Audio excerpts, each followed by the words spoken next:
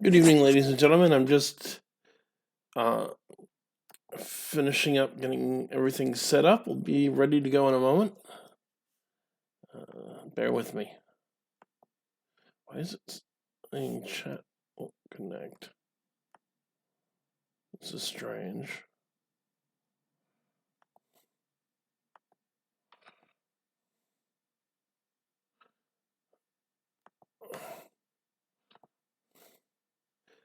Uh, Finishing up.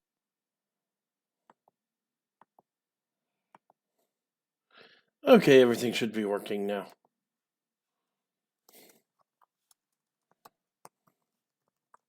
Again, just bear with me. I'm posting things to Facebook, and then we'll get started.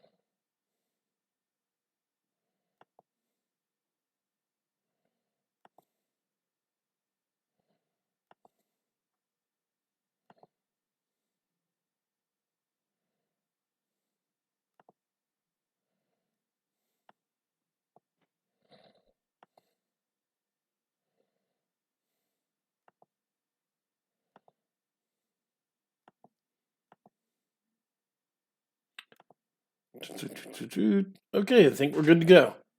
Good evening, ladies and gentlemen. Welcome to tonight's episode of the Paranormal Encyclopedia. I'm your host, Kevin Mears, demonologist, paranormal investigator, and the Paranormal Encyclopedia.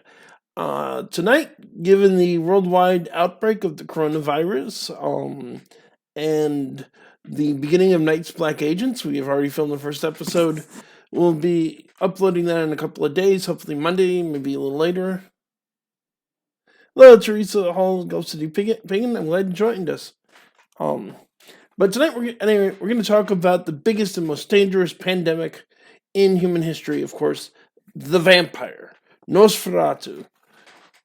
You know, the people that really suck. And yes, expect a whole bunch of really terrible puns because I'm me, and why not? You can't stop me. Muhahaha. You don't want to put a stake in it by the time we're done. But I want to do this for a couple of reasons. First, for those of you who are relatively new to the channel, you may not realize vampires are a subject near and dear to my heart, which is not meant to be a pun. When I first got interested in the paranormal, I was reading Vampire Legends, which is an interesting story we're going to get into because for the longest time, I was convinced there was no such thing as vampires. That the idea was ridiculous. And then I thought, well, okay, vampires don't exist in the way most people think, because people tend to think of vampires as walking corpses. But there are types of spirits, just about all demons, and actually a lot of human spirits feed on energy in a way very similar to vampires. And I thought maybe that was the origin of the myth. And now I wonder, because of some of the first and second-hand accounts I've seen of zombies. And of course, when I say zombie, I don't mean the brain-eating, shambling corpses from George Romero's movies.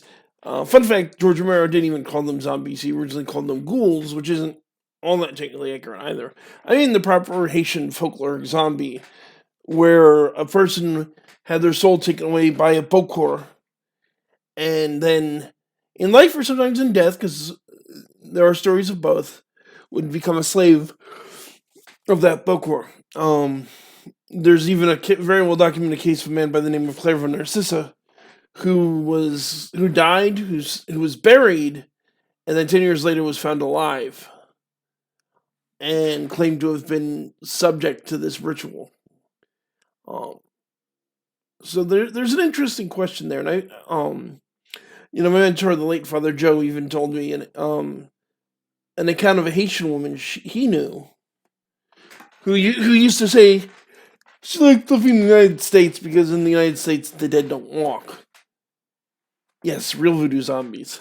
And she had recounted to him a story of her sisters taking her out to the cemetery in Haiti one night against the wishes of their parents, and seeing a Bokor raise an actual zombie. Somebody she'd known. Somebody who'd been buried that got dug up after being declared dead. I have to wonder if vampires are really out there. If they are, it's a relatively rare phenomenon.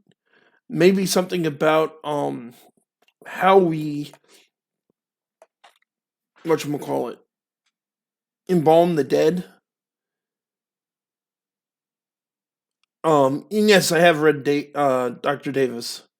For those who don't know, Dr. Wade Davis is the author of the book The Serpent and the Rainbow. He's the man who went to Haiti to try to determine the source of the zombie, and he came up with a solution of a drug known as tetrodotoxin, which is actually the poison in pufferfish. It's a very fascinating story. The movie Serpent and the Rainbow was loosely based on his work. I highly recommend reading the actual book.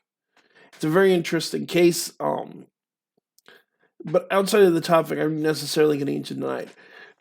But what I am proposing is at least I think is hypothetically possible. Certainly at one time, maybe it's because like I said, something about how we treat the dead now. Maybe just demons have fallen away from this, at least in the civilized world, just by virtue of the fact that it's too blatant and it's too obvious. Although there's the thing, you don't hear a lot of vampire cases in the United States anymore. 18th century, there was actually quite a bit of a panic about vampires in New England, even in the early 19th century. But the Mercy Brown case, which is a very famous one, is very much an example of a classic vampire attack, a series of vampire attacks right out of folklore that happened in Rhode Island, in the Providence area.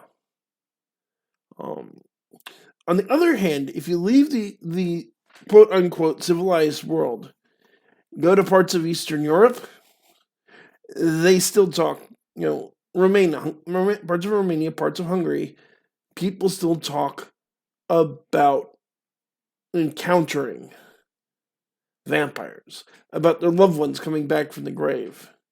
I'm not saying for absolute certain I think it's true, but at this point in my old age, I have increasingly embraced the old quote from William Shakespeare of there are more things in heaven and earth that are dreamt of in your philosophy. I'm not willing to necessarily discount the idea. I would absolutely love to go to Romania and go try and see if I can find myself a vampire. Which actually leads very well into a big part of what I want to talk to tonight, which is modern culture's idea of what a vampire is, where that came from, and why that has absolutely nothing to do with the original folklore. So when people say vampire today, it draws a very specific image. For the majority of people, you probably think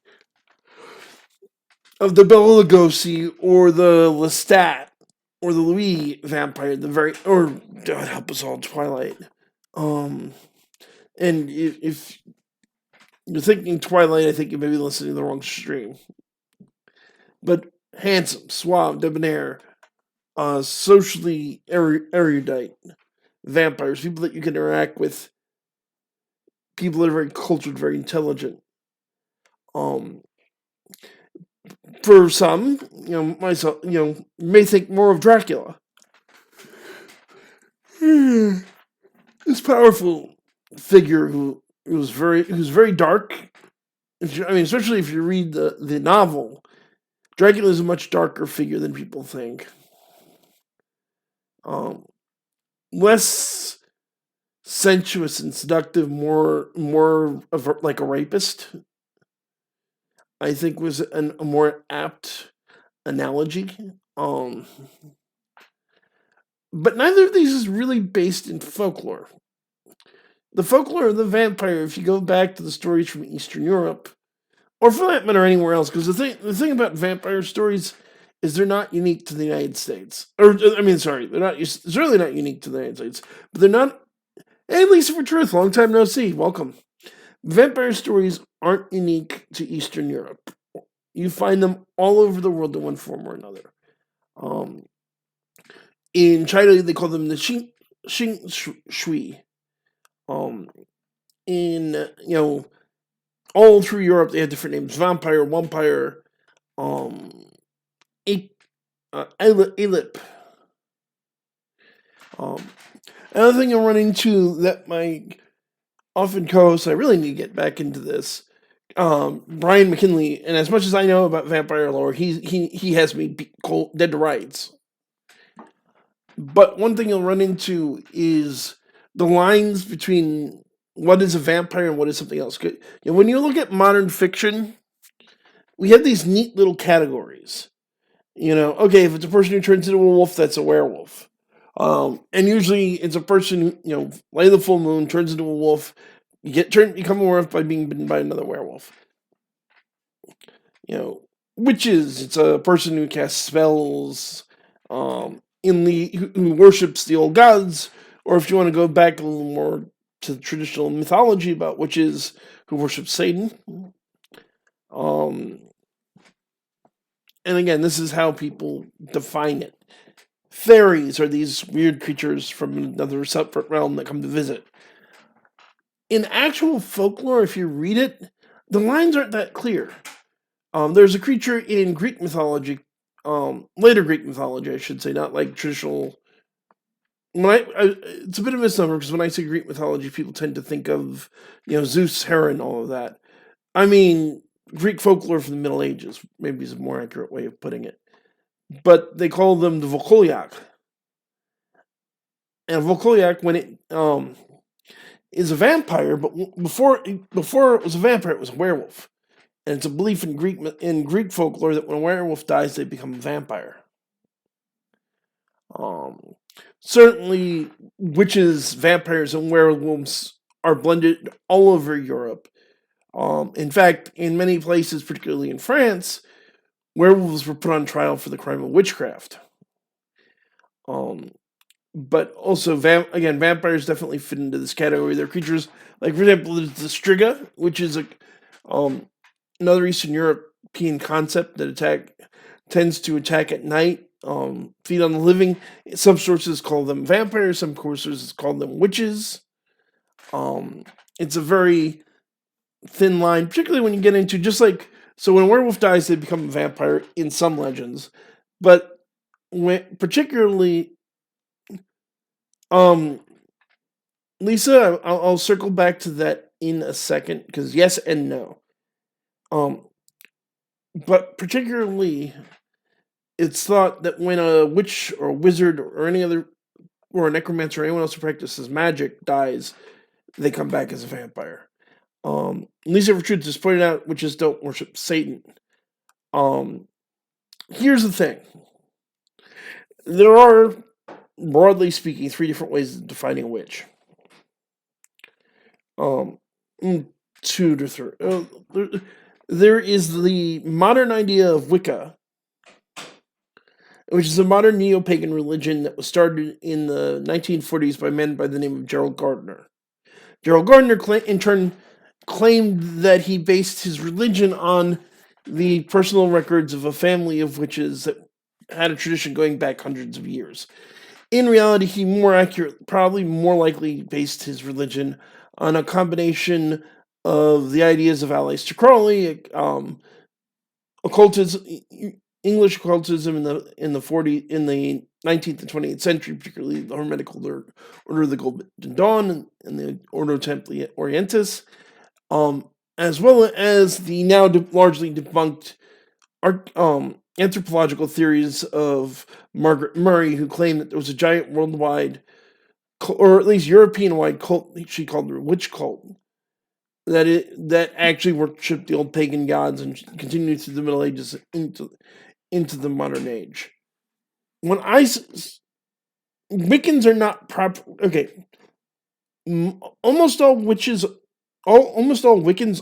consider themselves witches, But not all Wiccans are witches, and certainly not all witches are Wiccans. And there's also the historical and anthropological context of the word witch. Prior to the 20th century, if you said witch to somebody, it meant a person who made a conscious deal with the devil. It didn't mean somebody who worshipped the old pagan gods. And certainly there are neo-pagans and Wiccans that claim that, no, there were pagan holdovers as a religion. Hey, born wrong, cool. Well, there was a thought that there was a pagan holdover religion that kept secret in the Middle Ages that was what we now think of as witchcraft. With all due respect to people who believe that, from a historical and anthropological perspective, there's zero evidence that such a group actually existed. Certainly, there are parts of pagan practice that survived into the Christian era. You see it, even for that matter, some pagan practice survives into today among people that are otherwise Christian. Because you will find Christians that leave offerings of milk and honey and bread in England, and they leave them out for the fairies. This definitely has roots from an anthropological perspective in older ideas of leaving gifts out for your local spirits and local gods. There are a number of magical practices all over Europe that continue and things of that nature. But as far as an remotely organized practice of paganism surviving particularly into the time period of the witch trials, I've never seen any good evidence of it. Lisa, for truth, saints and Catholicism, yeah, there's definitely a similarity, particularly when you realize that several of the saints in Catholicism were pagan gods. Saint Bridget, there was no Saint Bridget. She comes from a Celtic deity called Brigid. Saint Christopher, also no record of a historical figure named Christopher. Catholic Church no longer includes him as a saint. Mother and Teresa, mothers have a psychic sense about when the worst time to call is. That's why they call it the worst time. And again, when I say all of this, I don't mean to disparage neo-pagans. I don't agree with their beliefs about the historicity of their practices because of a lack of evidence. But I've known many neo-pagans and Wiccans in my life, and most of them are extremely good, decent people. Like I said, when I speak of a witch in this context, I'm talking about the ideas it was understood in European folklore. No, born wrong. It's not a bad time at all to admit that you're a witch. There's nothing wrong with being, again, in the modern concept of being a witch, there's nothing wrong with being a witch. But in the Middle Age, when somebody said you were a witch in the Middle Ages, and the Renaissance and the Reformation, they didn't mean somebody who practiced a pagan religion. It was someone who had sold their soul to Satan. So when I talk about witches in a folkloric context, that's what I mean. I don't mean the modern idea. I mean the idea as it was understood by the average peasant in this time period, which is where the interplay between the werewolf, the witch, and the vampire come about. Because in general, with the three of them, there's this idea that you'll find that a lot of them made some sort of deal with Satan. For example, if you read the novel Dracula, Dracula is described as having gone to a school in Transylvania known as Scholomance. Scholomance is an actual authentic piece of Transylvanian folklore. It's a school in the Carpathian, underneath, to be accurate, the Carpathian Mountains, that teaches black magic. It's a course that takes 7 or 9 years, depending on which version of the story you read, with 7, 9, or 13 students, depending on the version of the story you read. And this school is would probably be the best school for black magic in the world, because it's taught by the devil himself. So in the traditional version, you have 7 students taught magic. One of them at the end is always chosen to be the one who controls storms, who gets to ride on a bloody dragon. called the Zumai. And the Zumai's travel changes and controls the weather. Hello, Blair. Or oh wow, tonight's quite busy in the chat. Lisa for Truth saying the witch hysteria, as I understand, started in Scotland. You might be right. I'm not sure if. I'd wonder if maybe if it did, it ties into the destruction of the Templars, because Scotland is among the places where the Templars survived, at least for some time after the wiping out. But I don't want to go too far into witches, because while it certainly relates, again, our topic of the evening is vampires. But yeah, so Dracula supposedly went to the school Schlumans, and that's how he became. And it's implied that's how he became a vampire. That he became, he basically made a deal with the devil.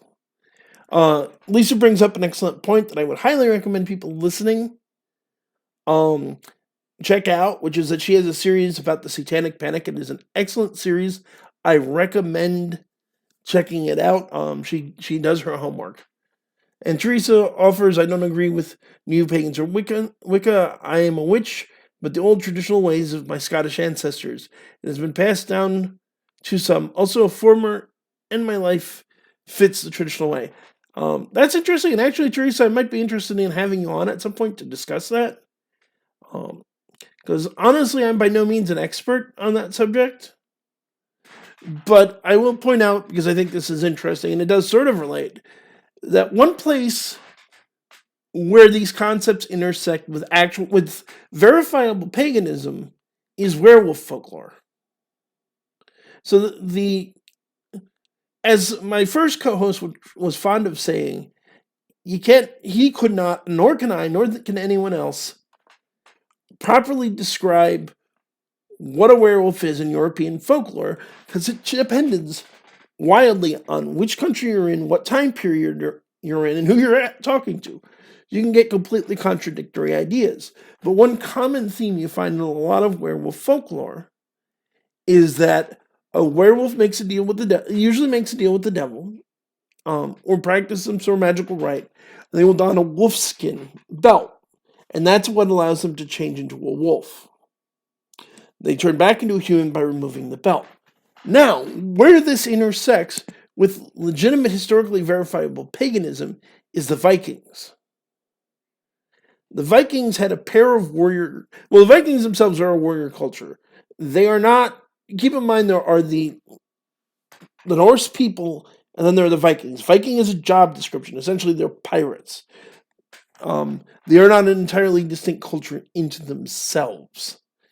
But they have two particular warrior traditions within them. One of which is very famous, the other of which is not nearly as well known, but is essentially the same thing with an important change to our topic. So the most famous is what are known as the Berserkers. Berserkers are, of course, famous warriors who went into battle and went into mad rages. They would bite and chew on their shields. They'd go into bloodlust. They'd kill everyone around them. They were unstoppable killing machines. And some of the Edda and the pros, in fact, when a berserker went into battle, his body changed into that of a giant bear. And that bear was invulnerable. You could not kill it. What you had to do was get the heck out of its way, and then after the battle was over, the berserker would have to sleep. And then when it slept, it turned back into a human, and then it was vulnerable. Now, the name berserker means bear shirt. They were called berserkers because they wore bearskin shirts into battle. There's another warrior group within Viking culture known as the Ulfzerker. Ulfzerker means wolf shirt. Same idea, except instead of channeling the power of the bear, they channeled the power of the wolf. That's probably one of the inspirations for the idea of werewolves. I say one of the, because the reality is, there are certain archetypes in folklore that you can find just about everywhere in the world. Just about every culture has stories of ghosts. Just about every culture has stories of dragons. Just about every culture has stories of vampires, or at least The Walking Dead. just about everybody, and usually it's the predatory Walking Dead. It's very specifically this idea that people return from the grave and have some kind of hunger they have to fulfill with the living. And demons, ghosts, vampires, shapeshifters, and dragons are almost universal. You find them very similar stories of them among the Native Americans, among the Japanese, among the Europeans, among Africans. With shapeshifters in particular, what animal they turn into. That's another interesting question. Born Wrong is it many werewolf tales due to either children abandoned at young ages or mental health problems? If you get into the folklore of how you become a werewolf, it's typically magical, and it ties into animistic and tribal beliefs. You see in a lot of culture, you see among Native Americans, you see among the African tribes, you see among the Vikings, that they would put the skin of a predatory animal on before a hunt or before a war to give them the power of that animal. And I think that's a large part of where the idea came from. There are certainly some stories that are probably, the story of Romulus and Remus, who are famously the founders of Rome, who were raised by a she-wolf, may very well have been inspired by children abandoned at a young age. The other one that you run into that's very interesting, in my opinion, is that a lot of stories of werewolves seem to be rooted in actual serial killers. Charles Garnier and a number of other people that were accused and burned at the stake for witchcraft, or witchcraft specifically by virtue of lycanthropy. When you read the descriptions of their trial, what did they do? They would snatch children and eat them alive. Cannibalistic attacks, physically killing people.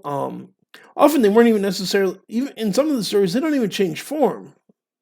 People just saw this crazy-looking wild man come out of the woods, grab a child, drag them away, and eat them. And yes, Teresa, Native American tribes have their own shapeshifters traditions. One of the most common, of course, and one of the most terrifying in Native American cultures is the Yinagaloshi, which is the skinwalker. And it takes a multitude of forms, but one of which is the wolf. In most shapeshifter cultures, it's the shape of a predator that's taken. Although apparently there are stories of shamans among Native Americans that could take the form of bison or buffalo. But usually it's a predator, and most cultures have a dread of these people. And werewolves are definitely a topic worthy of their own consideration. Maybe I'll do another show on them. Not next week, because I have a specific topic already picked out for next week, and I'll tell you what that is at the end. But maybe the week after that, I'll talk about werewolves specifically. But again, vampires. My point coming back to vampires, werewolves, fairies, demons, and witches don't exist in a vacuum in folklore. For example, there's a lot of overlap between traditional stories of the fairy and stories of vampires. In English folklore, everyone has this idea of fairies as leprechauns, elves, pixies, etc. Well, where did they come from? There's a couple of different stories in folklore about where the first fairy came from. One of which I've always found very interesting is a decidedly Christian answer, is that fairies are angels. They're not fallen angels so much as tripped angels. The usual version of this story goes that during the war between God and Satan, and this does relate to vampires. I'm getting there, I promise. But during the war between God and Satan, one group of angels went, nope, we refuse to fight. We're not taking sides in this nonsense. Satan and his demons were cast out of heaven and into hell. These other angels were cast out of heaven to earth. They were no longer deemed worthy to stay with God because they didn't support him.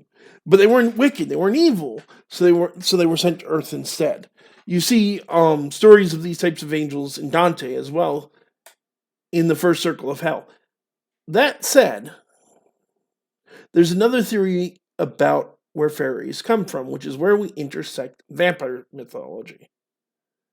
Some versions say that fairies are the souls of the dead, usually either A, unbaptized souls, that you die without being baptized, you become a fairy. By the way, dying unbaptized is a way to become a vampire.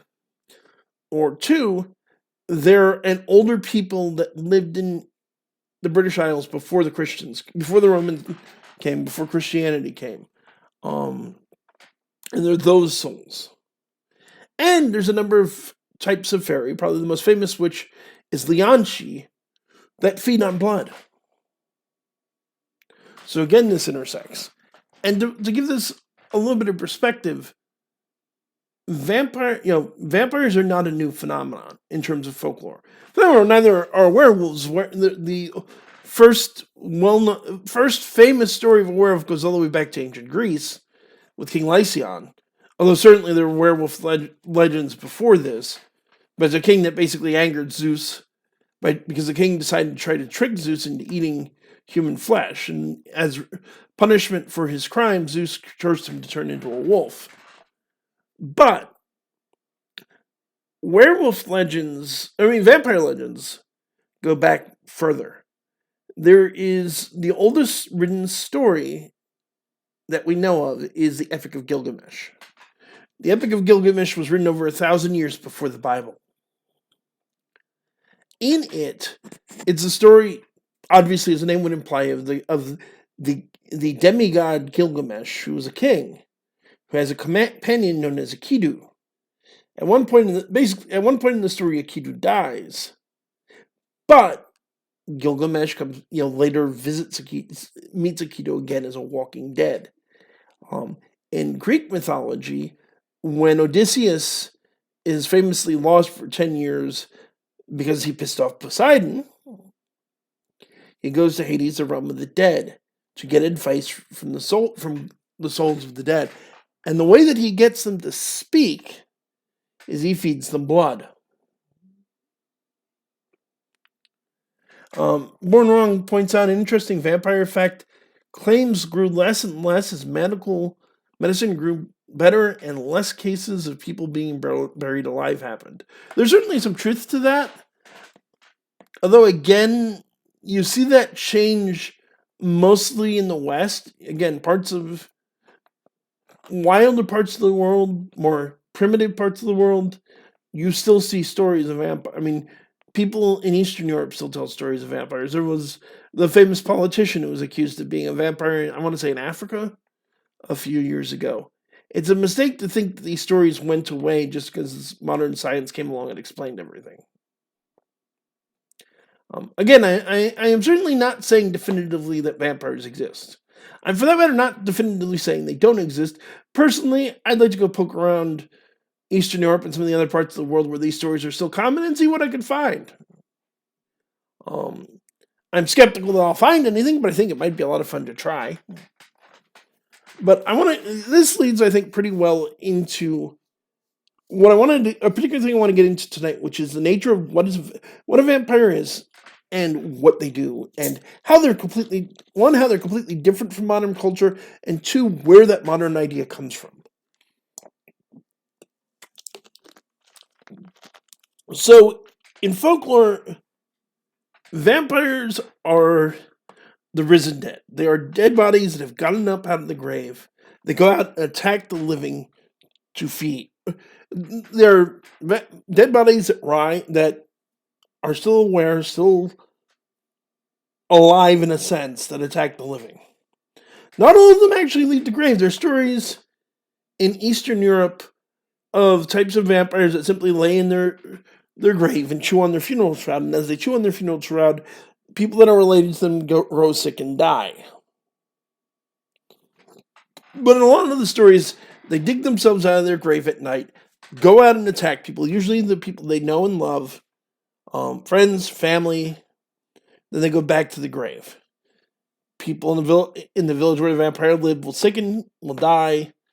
And this is actually, from a scientific standpoint, probably where the stories actually begin, less than people being buried alive. Because what you would have happen is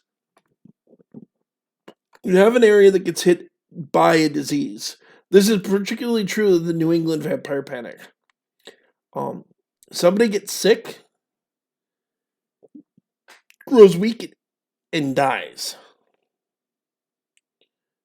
Now people related to them start to grow sick, grow weak, and die. Other people in the village. So what do? You dig up the body. You look for the classic signs of it being a vampire. Still having fresh blood, the corpse being bloated, corpse being lifelike. And then traditionally you burn the body, and then you burn all the victims of the vampire. Now, from a scientific standpoint, Lisa for Truth absolutely pointed out that the New England vampire hysteria very much seems to correlate to a tuberculosis outbreak.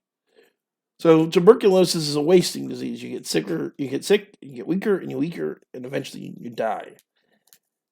Go back before modern medicine and germ theory.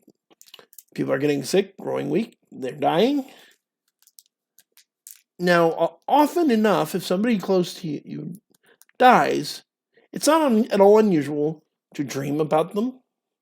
Sometimes depending on the situation, you may see them.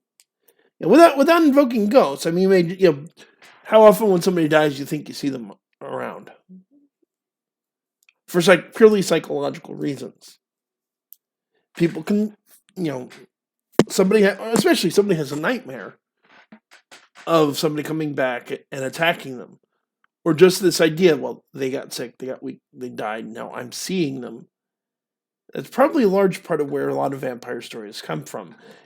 And to show that sometimes folklore has a purpose, the most common way in folklore to get rid of a vampire isn't the stake through the heart. You can stake a vampire, that is traditional in folklore, but most commonly, even if you stake them, what you do is you burn them. You burn them to ash. What's an old-fashioned traditional way of dealing with plague outbreaks? Burn the bodies to prevent the spread of disease. I would argue that the old, medieval people may very well have simply been responding to a disease that they didn't understand and producing results that were actually useful by simply, okay, these are all the people that have... They didn't realize it. They thought it was all the people who were attacked by the vampire, but you gather up all the bodies of the people who have the disease, you burn them. And then eventually disease starts to go away. That's maybe an explanation of what's going on. But anyway, yeah, in folklore, vampires are they look like corpses, they smell like corpses, they wear sheets. They're very much like corpses. Yes, the description of Lucy Westenra, as Bornwong pointed out aptly, the description of Lucy Westenra and Dracula sounds very much like wasting disease. That's absolutely right.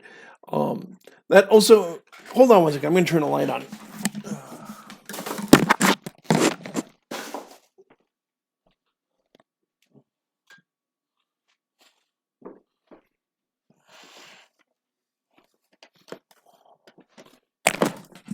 Okay. But yeah, that trait that she looks like somebody suffering a wasting disease probably relates to how Stoker is writing a book about Victorian sexuality. So you're looking at venereal disease, STD, arguably even whatchamacallit, syphilis to some extent. Because that's the story that he's telling, the form of the story that he's telling. But what vampires don't do in the majority of folklore is have long philosophical debates with people. They do interact with the living, and in the stories you find in the Balkans and among the Romani, the people we now inaccurately refer to as the gypsies, they do sometimes revisit their wives. Because, this is a trait specifically associated with male vampires, although there are stories of female vampires. But male vampires will visit their wives and continue to have sex with them, which led to the Dhampir. Vampires are an interesting enough story of people that were born of a vampire and a human. Um, Supposedly, according to most of the folklore, they didn't have bones, making them they unlike someone who was actually born without bones, they do actually still hold a solid form, but it makes them supple and pliable, and they can slip through small cracks and things of that nature. Um, but the thing that really sets them apart from normal people is they can see vampires. Because the thing was, there was this idea in some Balkan cultures in some parts of Europe, the vampires were normally invisible, but a Dhampir could see one. So a Dhampir would show up in town and say, "You have a vampire problem. I can solve it for you. You have to give me money." Then would proceed to have a fight with an invisible foe, produce seemingly from nowhere blood, using stage magic type effects, claimed to have killed the vampire, charged the town a fee, and moved on. It was actually so yes, there was an actual period where a vampire hunting con game was going on in Europe. I personally love that fact of history. This also, of course, associates with the vampire killing kits that have become famous that people keep putting up for auction or finding behind doors and things of that nature. So all through folklore, this is the idea of the vampire.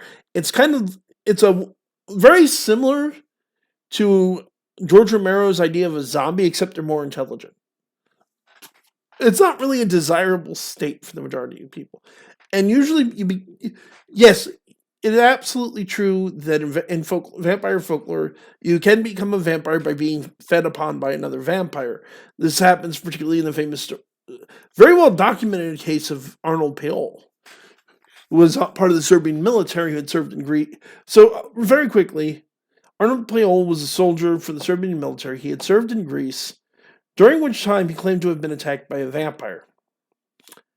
He killed the vampire, cut its heart out, burned the heart, and then ate the ashes as a treatment for the fact that he'd been bitten.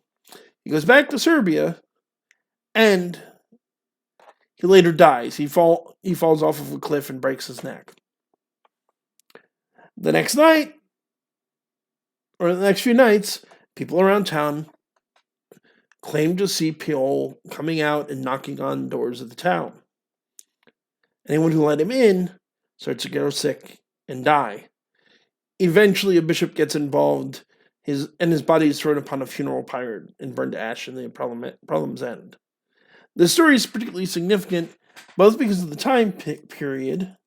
It's relatively recent, at least in terms of what most people would think of a vampire story. In that this only happened in 1720. He died in 1726. And two, it's actually, for a vampire story, it's very well documented. Yes, the witch hunter general had so much success at hunting witches, he was accused of being a witch, which I think you're referring to Matthew Hopkins. There's also a whole bunch of political issues there. Not just his success, what a horrible con man that man was. But Payol's story is very well documented by the Serbian military at the time, and in fact, there was 2 outbreaks because he was burned, and then a year or so later, there were more attacks, and some of his victims were dug up and burned. And that's the point when the story actually is supposed to have ended. So, if this is how folklore sees the vampire, the question becomes, why do we have the modern image that we do of the sexy, suave vampire? People tend to thank/blame Anne Rice for this idea of the vampire. For those of you who don't know from past episodes I've done on vampires, I really don't like Anne Rice. But Anne Rice is not responsible. In the 20th century, the person probably most responsible for the modern idea of the debonair suave vampire is actually Bela Lugosi. Because Bela Lugosi, born Bela Blasco in Transylvania, in the town of Lugos, which is where he got his stage name. They eventually legally changed his name to. He had an actual Transylvanian accent. If you want to hear what an actual Transylvanian accent sounds like, go watch the 1931 Dracula movie. That is a man from Transylvania. That's what it sounds like. But Lugosi was seen as a very romantic, charismatic figure. The movie was originally billed the strangest love story ever told. For that matter, to the day that Lugosi died, he received love letters from women. But the idea is even older than Bela Lugosi. Let's be clear. If you read the novel Dracula, Dracula is not a particularly romantic figure. And if you haven't read the novel Dracula, go read it. It is one of the great works of English literature. I highly recommend it.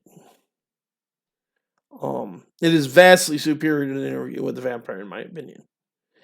It's not perfect. There are issues with it, certainly. But it is an extremely excellent piece of fiction. But Dracula in the novel, for one, he isn't in the novel that long. I mean, he has a very prominent role in the very beginning, which is the story of Jonathan Harker at Castle Dracula. And then he fades into the background and it follows the people hunting him. And you only see him from time to time. While he is cultured, he speaks very intelligently. He's not described as an attractive man. When he first appears, he's older. He has a beard. Jonathan Harker remarks on the fact that the Count has hair on the palm of his hands, which is a common factor in both in How to Spot a Vampire and How to Spot a Werewolf, by the way.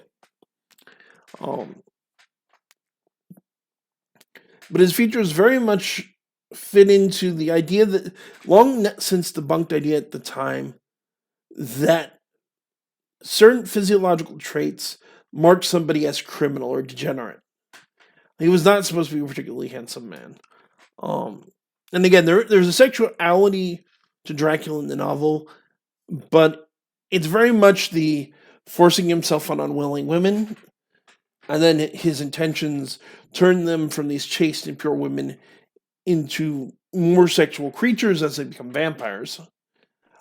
Not quite to the extent that some of the movies have made it when they're still transforming, but certainly once they become vampires, they act more openly, dress more provocatively, particularly by the standards of the day. I've read multiple Anne Rice books. They're all pretty terrible. But the idea of the romantic vampire isn't much older than Dracula. And there is a very specific person we could probably blame the idea, or blame or thank for the idea. A man who was, to quote one of his contemporaries, Lady Chatterley, I want to say, mad, bad, and dangerous to know. Which would be, of course, Lord Byron. Lord Byron, George Gordon Byron, 6th Baron Byron, FRS, or simply known as Lord Byron, who was one of the great romantic poets. Byron used a lot of vampiric imagery in his poetry, as did his very good friend Percy Shelley. But this isn't why he's where we get the idea of the sexy vampire. We get the idea of the sexy vampire because of a contest that he suggested and his doctor. Let's roll time back to 1816. Let me double check.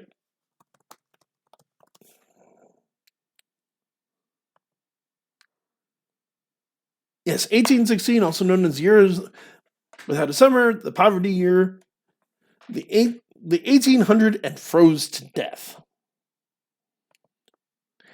In 1816, you had an example of climate change. This was not man-made climate change. This was the result of Krakatoa and a number of other volcanoes erupting the year before and drastically altering Earth's atmosphere. It sent particularly Northern Europe into a miserable year for 1816. Instead of bright, warm, sunny days, you had constant thunderstorms. Lots of miserable weather. Now, Lord Byron, the great romantic poet, had a bright idea.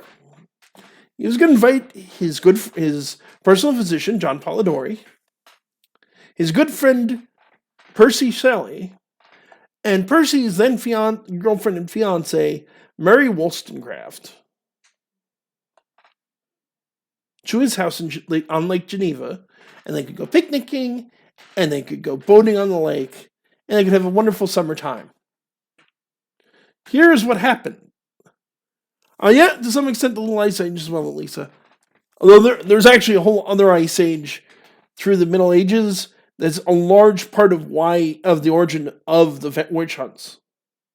It's a really interesting story we should talk about sometime if you're not familiar with it.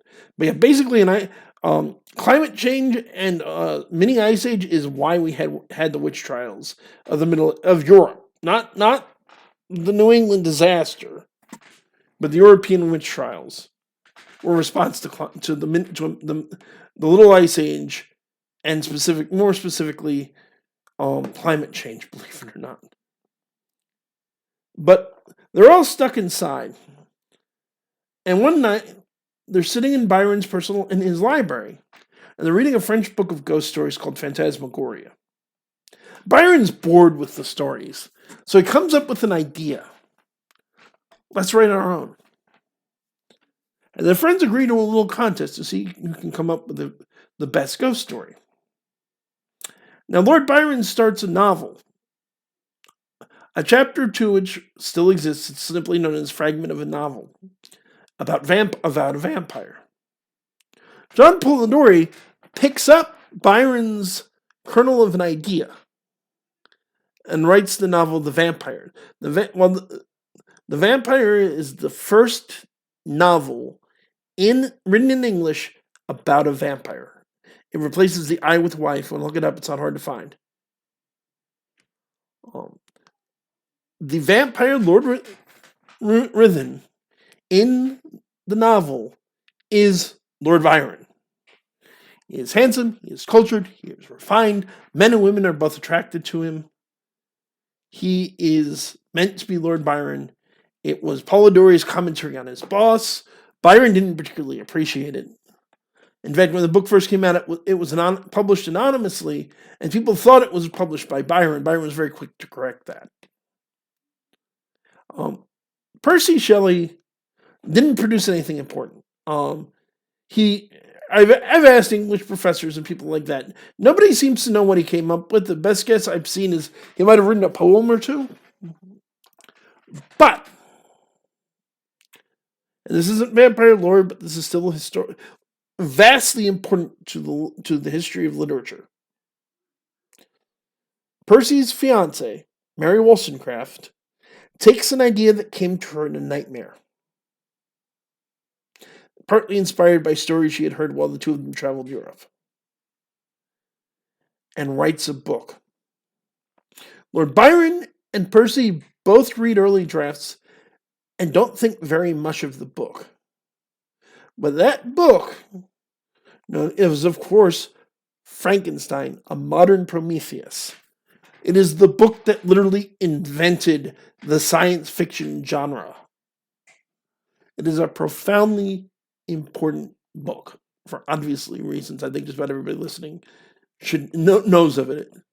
It is up there with Dracula as one of the most iconic books of the Gothic period. Those are very much a romantic novel. There's even elements of feminism. Because here's an interesting thing that I didn't know until I took a college course in literature, is that Mary Wollstonecraft Shelley only ever wrote 2 books. She wrote Frankenstein and she wrote The Last Man on Earth.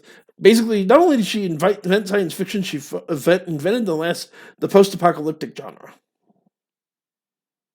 after she wrote Dracula. And John Polidori wrote The Vampire and essentially invented the vampire fiction genre and the idea of the suave, sexy vampire.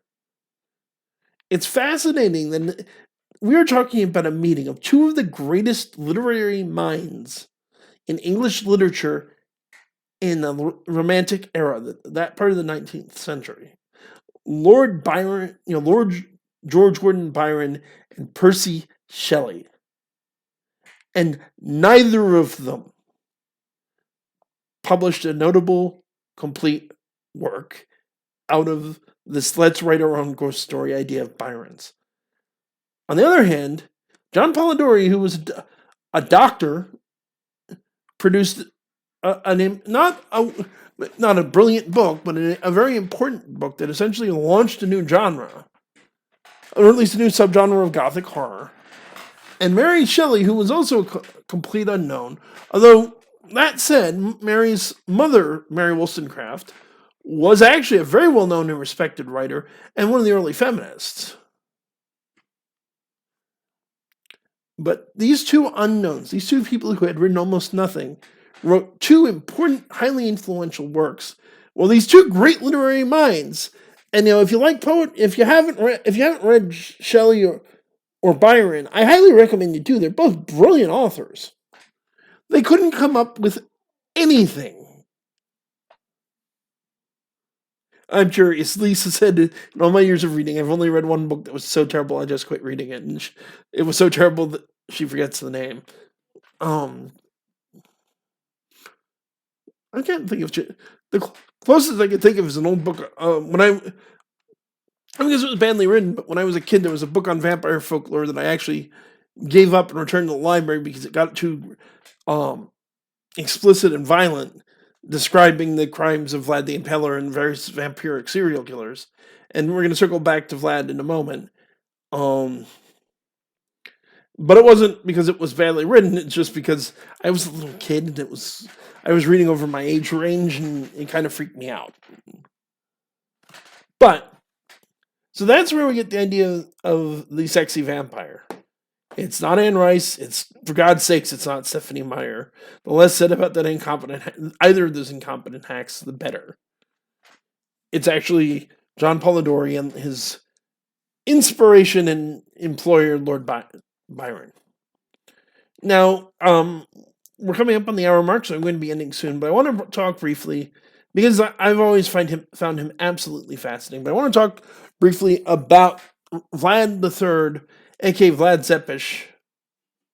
And yes, Born Wrong, H.P. Lovecraft did write a few vampire stories. There are two particular vampire stories that he wrote, one of which I've read it and quite fond. I am actually fond of. The other one I have not. The bigger one that he wrote, they actually have adapted into a couple of movies, was the case of Charles Dexter Ward, which was adapted loosely into The Haunted Palace, starring one of the great legends of horror, Vincent Price. And then they also did a more recent movie called Resurrected, I want to say. And then the other one was The Shunned House, which is actually based on the Mercy Brown case. And it's a house in Providence, and supposedly it's not so much Corwin was an undead creature that actually fed on the blood of the living to survive. The Shunned House is a house that actually feeds on the life energy of the people within it. But getting back to the point of Dracula. So, yes, there was a man, he was born in 1431, he died, how exactly sources conflict, but he did die in 1476. Named Vlad, he was Vlad III, he was the voivod, which would more properly translate into prince or warlord, not count, of a part of Romania now known as that at the time was known as Wallachia, not Transylvania, although he was born in Transylvania and his father was a ruler of Transylvania. And it's famously thought, mostly because of the work of two noted historians, Raymond McNally and Radu Florescu, that Vlad the Impaler was the inspiration for Dracula. He really wasn't.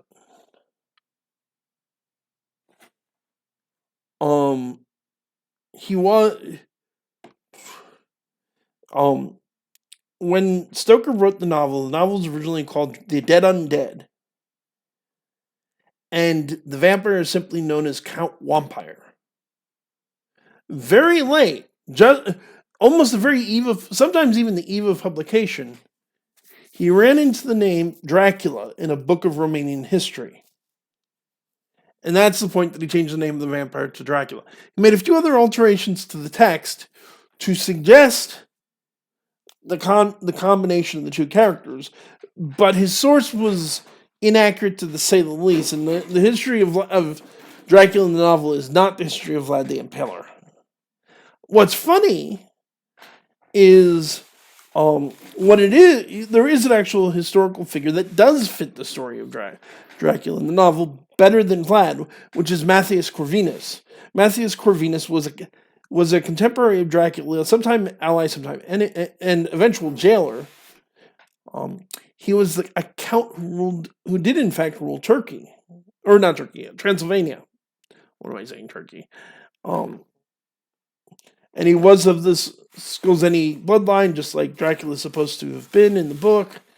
So it's possible, and I'm not saying for certain, but it's possible that Bram was actually drawing on this very real historical figure, who also had fought the Turks, for Dracula. And then he tacked Dracula in on the last minute, or maybe he confused the two when he was trying to borrow the story of Dracula. Who knows?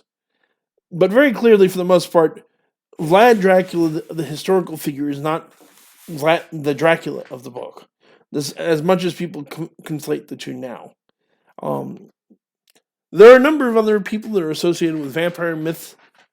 And when I say associated with vampire myth, I mean actual historic, not, well, maybe they were vampires. I mean people that, serial killers who fed on blood and things, who ate blood and things like that, cannibalistic serial killers throughout history have existed that associate in some way with the vampire myth. For example, in terms of contemporary serial killers, the infamous Ted Bundy, who people have become so enamored with because of the Netflix series. And I'll touch on that real quick, Lisa, because let me go back to the thought. Oh, real quick, but basically, Ted Bundy said at one point during or after his trial, sometimes I feel like a vampire. But Lisa said Vlad was so cruel, he made the Sultan crap his pants. That's pretty bad. Vlad was cruel. Vlad was a sadist.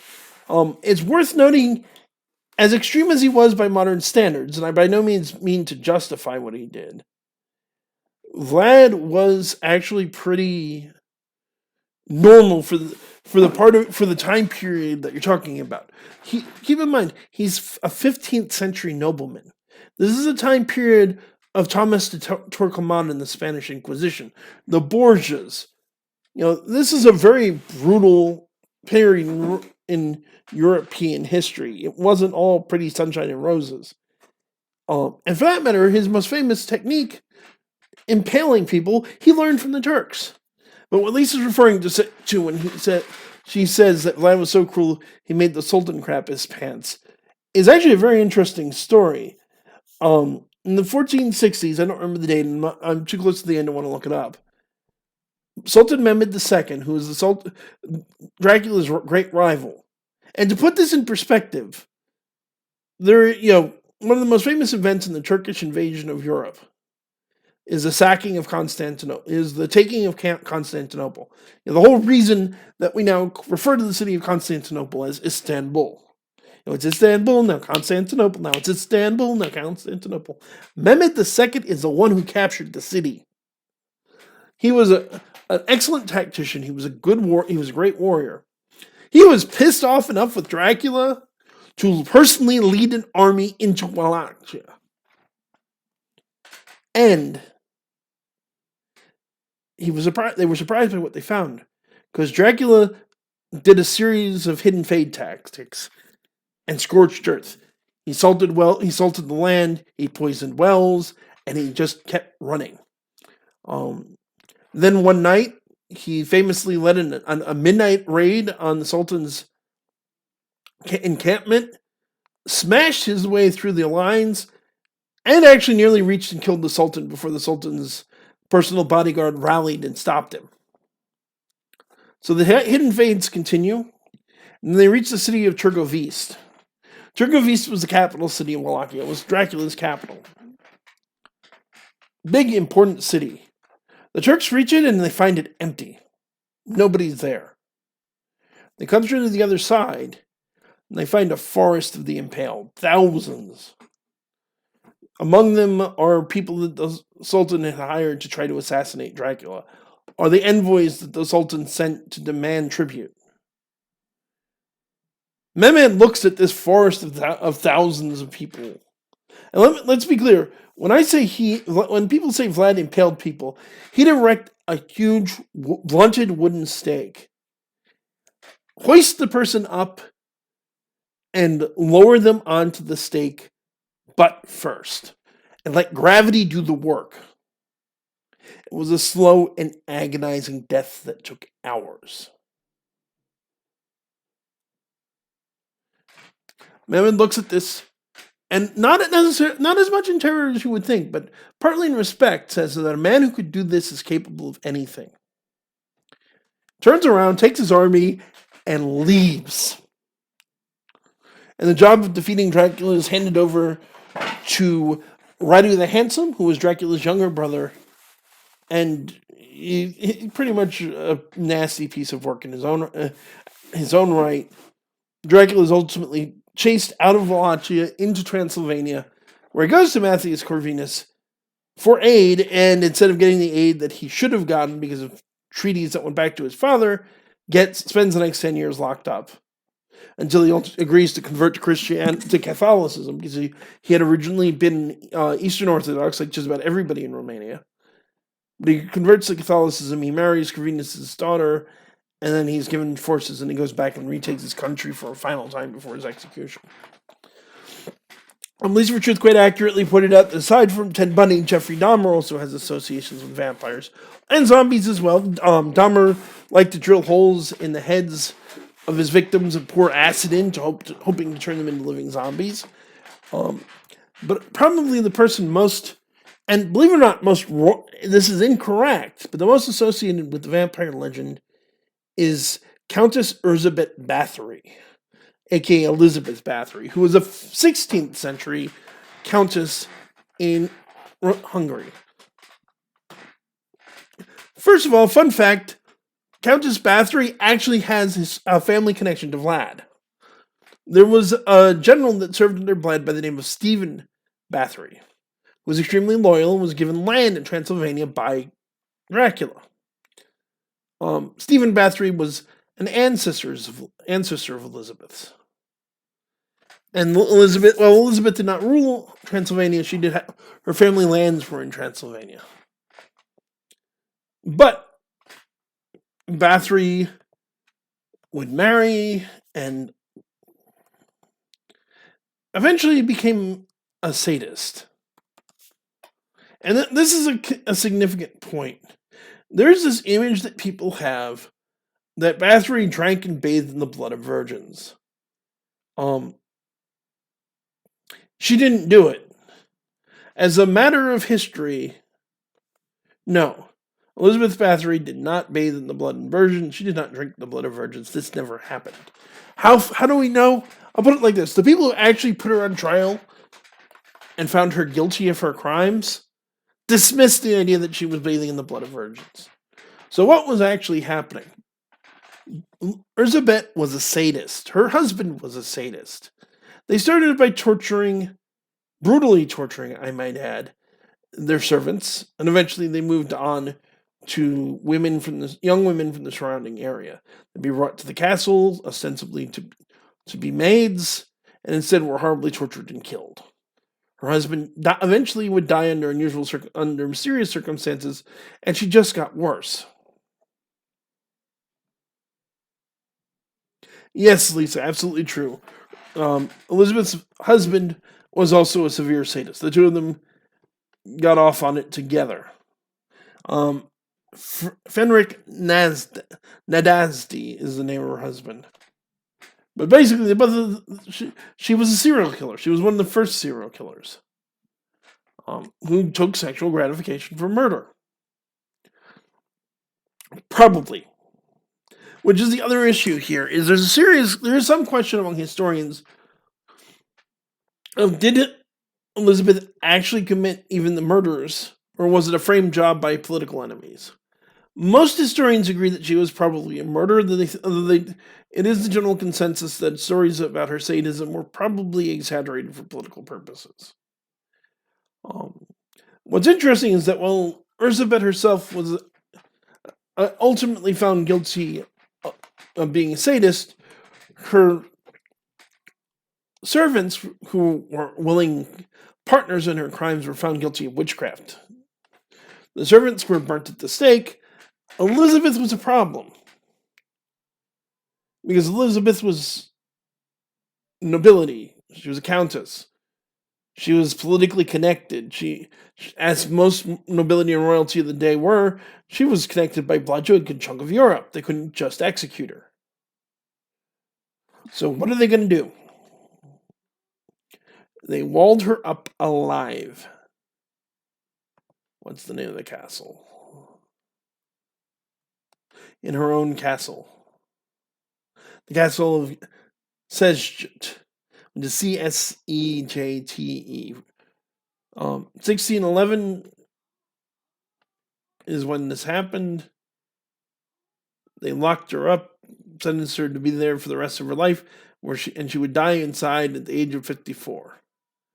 Specifically, she was bricked up into her room with only a small source that food could be passed back through and forth through. Though apparently some contemporary sources of the time also claim that she actually was allowed to move about the castle unhindered. But most versions of the story hold that she was walled up in her room with a space for food to be passed through. Now, keep in mind, she wasn't like sealed up alive in a wall or something like that. There were still windows, there were still openings to the outside. She still had air.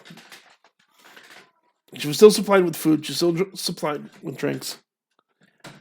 And then eventually she would die there.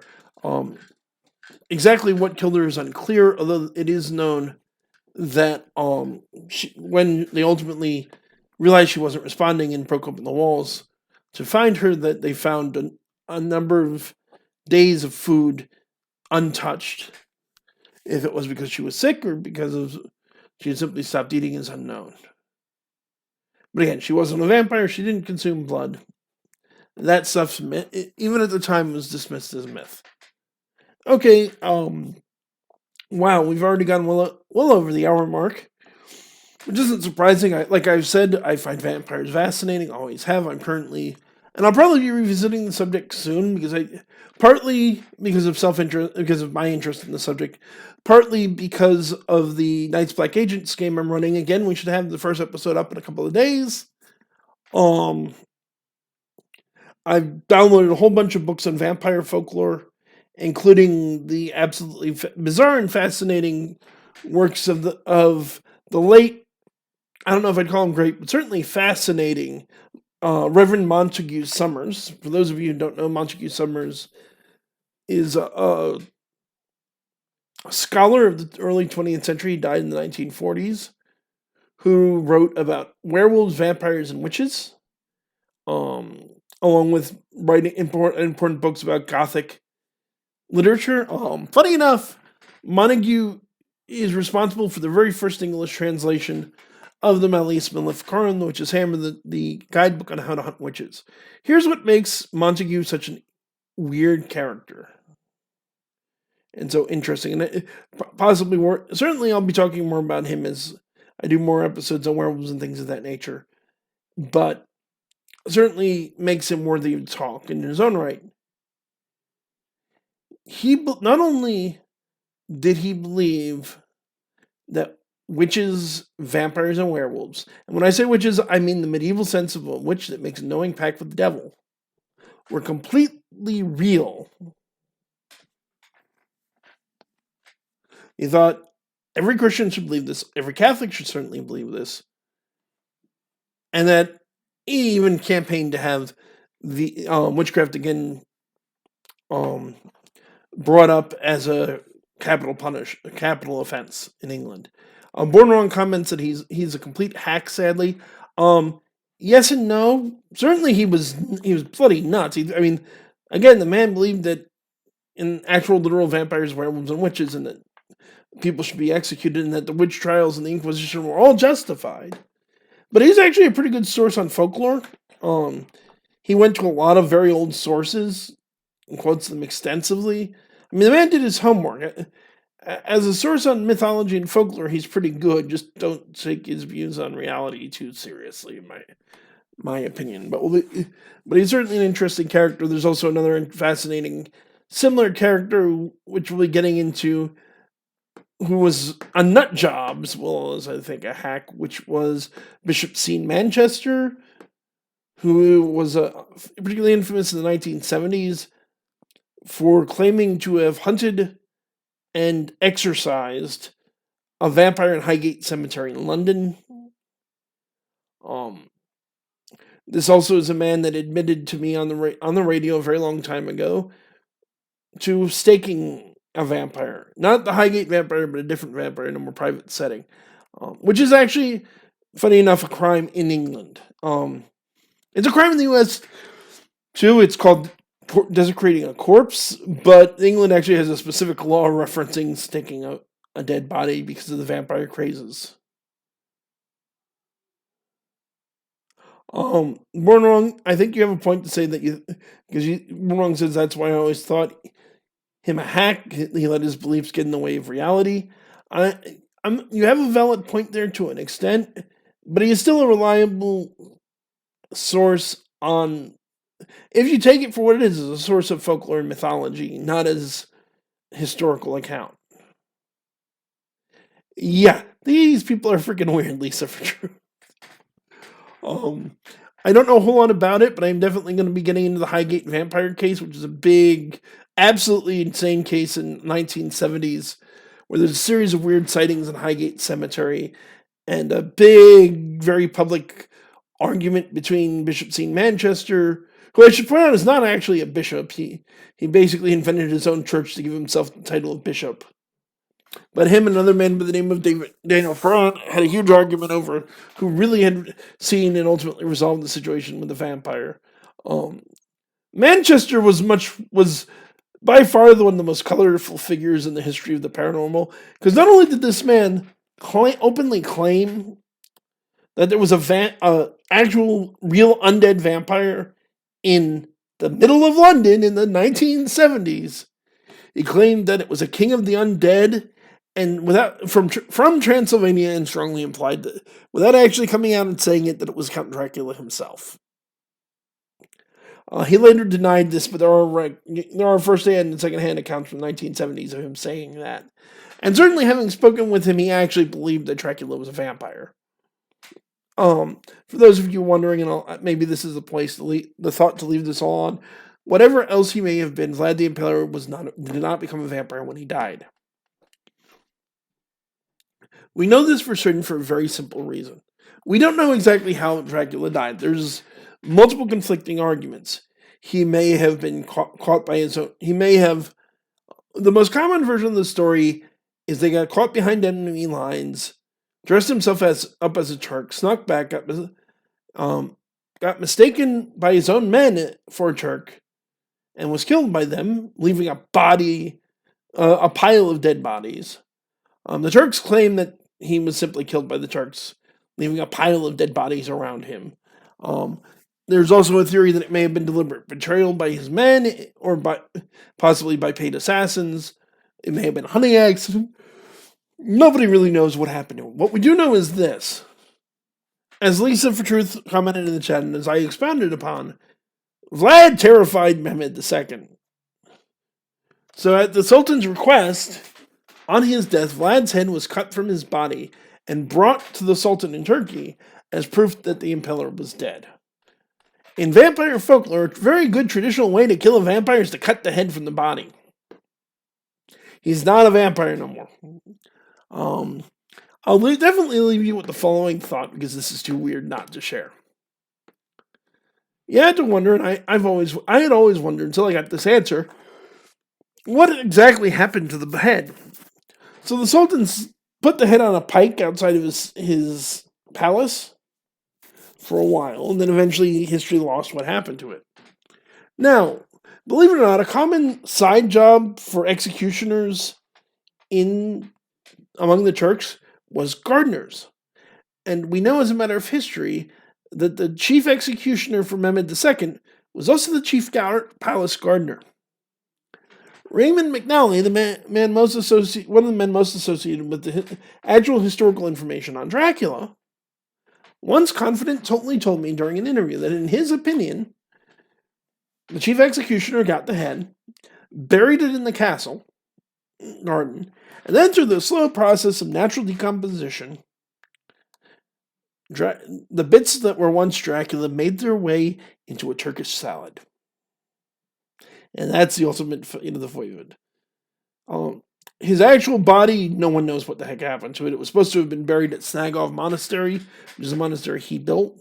But when they dug it up, they found pig bones, or not pig bones, cattle bones. I know that Raymond theorized if they kept digging, he might have been buried under the cattle bones because that was there's some common practices there with bodies of people that were seen as evil. But we honestly don't know. There was a skeleton that was found near Snagov that was held in the Romanian National Museum for a while, and then vanished under mysterious circumstances, which is the only proper fate for the body of Dracula. But we are now at an hour and 20 minutes. Folks, it has been an absolute pleasure. I want to thank Teresa Hall, City Pagan, Lisa for Truth, Born Wrong. And I know there's somebody else who I'm forgetting. There we go. Teresa Hall, Gulf City Pagan, because I don't want to mix the name up. For joining me in the live chat. It's always wonderful to have people in our live chat. Please make sure to tune in next week when, in theory, it'll be again 6 p.m. Eastern Standard Time on Saturday. I can't promise because my work schedule continues to be erratic. I'll keep an eye on Paranormal Encyclopedia on Facebook. That's where I put the updates. But that should be the next episode. In the next episode, we're actually going to be talking about poltergeists.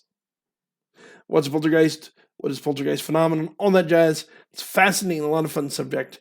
But thank you all. Thank you, Teresa, for saying that it was a great time. I love it when people enjoy what I'm doing. You know, folks in the chat or otherwise, if you like this and you haven't yet, if you like what I'm doing, please like, comment, subscribe, share it with your friends. If you have a couple of bucks set aside, you have nothing to do with, you could consider going to patreon.com/demonology, patreon.com/demonology, and donating it. I'm never going to start charging for videos. That's not a thing. Don't worry about that.